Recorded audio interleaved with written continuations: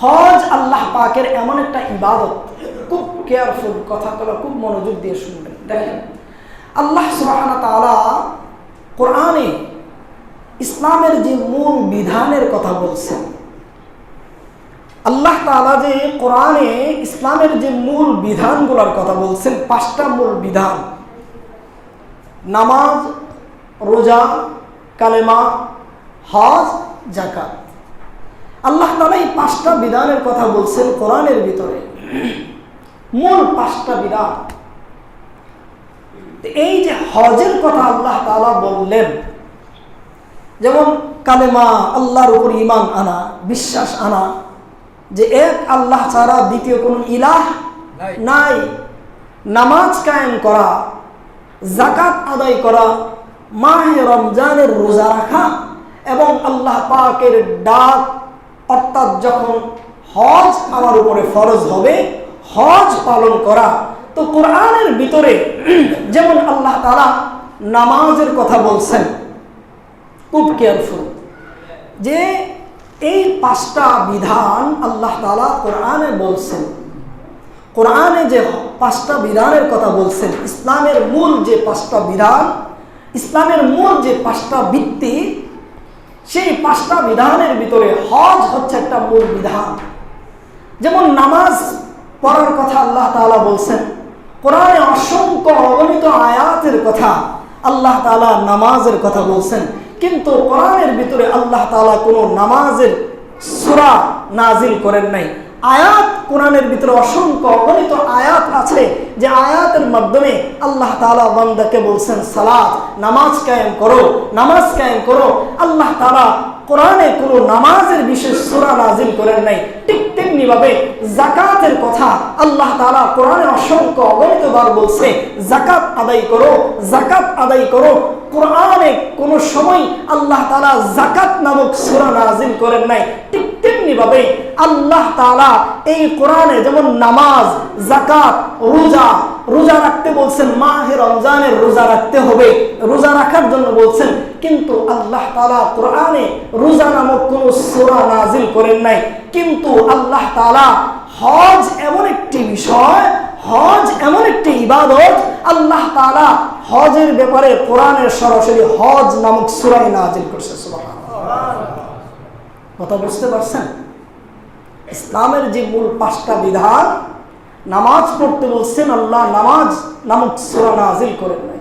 রোজা রাখতে বলছেন, আল্লাহ রোজা নামক সূরা নাজিল করেন নাই। যাকাত দিতে বলছেন, আল্লাহ তাআলা যাকাত দিতে বলছেন, যাকাত নামক কোন সূরা নাজিল করেন নাই। কিন্তু হজ এমন একটি গুরুত্বপূর্ণ বিধান যে মহান রব্বে কারীম কাবার মালিক সরাসরি কোরআনে হজ নামক সূরা নাজিল করছেন।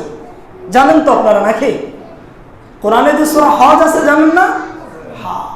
তাহলে কেমন গুরুত্বপূর্ণ বিধান এবার আসেন। আমরা যখন মাহে রমজানের রোজা রাখি, এটা হচ্ছে আমাদের শারীরিক শরীরের ইবাদত, শারীরিক শরীরের ইবাদত। আমরা যে নামাজ পড়ি, এটা হচ্ছে আমাদের শারীরিক শরীরের ইবাদত, শারীরিক কি শরীরের ইবাদত। আমরা যে নামাজ আদায় করি, রোজা রাখি, শারীরিক শরীর ইবাদত, নামাজ আদায় করি, সেটাও শারীরিক শরীরের ইবাদত।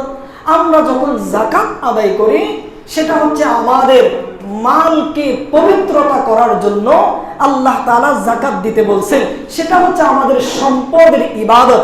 ঠিক তেমনি ভাবে যার উপরে হজ ফরজ হয়, আল্লাহ তাআলা তাদের ব্যাপারে বলেন ওয়ালিল্লাহি আলান নাসি হিজ্জুল বাইতি মান ইসতাতা ইলাইহি সাবিলা। আল্লাহ তাআলা হজের ব্যাপারে বলেন যে আল্লাহ পাকের পক্ষ থেকে, আল্লাহ তাআলার তরফ থেকে মানুষের উপর হজে বাইতুল্লাহর দায়িত্ব রয়েছে। ঠিক তেমনি ভাবে হযরত ইব্রাহিম আলাইহিস সালাতু ওয়াস সালামকে আল্লাহ তাআলা বলেন, ও ইব্রাহিম, আপনি লোকজনদেরকে ডাক দেন। যখন বাইতুল্লাহ ঘর বানানো হয়েছে, হযরত ইব্রাহিম আলাইহিস সালাতু ওয়াস সালামকে আল্লাহ তাআলা হুকুম করেন, আপনি লোকজনদেরকে দাওয়াত দেন, সারা বিশ্বের মানুষ জানো, লোকজন দূর দূরান্ত থেকে পায়ে হেঁটে হেঁটে হজ করতে আসবে, যারা তাদের পথের খরচ বহন করিতে সক্ষম। অর্থাৎ যেই লোক হজ করতে পারবে, মক্কায় গিয়ে, মদিনাতে গিয়ে তার খরচ বহন করা সক্ষম তার পক্ষে আল্লাহ তাআলা তার উপরে হজ ফরজ করেছেন। আল্লাহ তাআলা হযরতে ইব্রাহিম আলাইহিস সালাতু ওয়াস সালামকে ডাক দিয়া বলেন যে আপনি লোকজনদেরকে দাওয়াত দেন, তারা আপনার ডাকে সাড়া দিয়ে লোকজন আসবে হজে বাইতুল্লাহ পালন করার জন্য। হজে বাইতুল্লাহ এমন একটি আল্লাহ পাকের বিধান, এমন একটি হুকুম।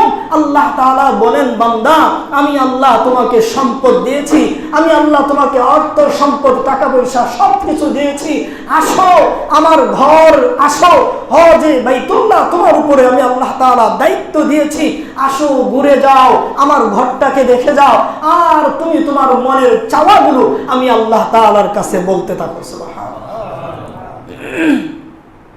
বুঝতে পারছেন? রাসূলুল্লাহ সাল্লাল্লাহু আলাইহি ওয়াসাল্লাম হাদিসে বলেন, রাসূলুল্লাহ সাল্লাল্লাহু আলাইহি ওয়াসাল্লাম হাদিসে বলেন, আকাল রাসূলুল্লাহ সাল্লাল্লাহু আলাইহি ওয়াসাল্লাম ইনশাআ ইয়াহুদিয়্যা ওয়া ইনশাআ নাসরানিয়্যা। এই হজের ব্যাপারে রাসূলুল্লাহ সাল্লাল্লাহু আলাইহি ওয়াসাল্লাম বলেন, এমন কোন জালেম বাদশা, অর্থাৎ অনেক টাকা কিন্তু সে জালেম। সে কি জালেম? জালেম বুঝেন তো, যারা মাজলুমের উপরে জুলুম করে থাকে, অর্থাৎ জালেম যারা মানুষের উপরে, নিরীহ মানুষের উপরে জুলুম করে।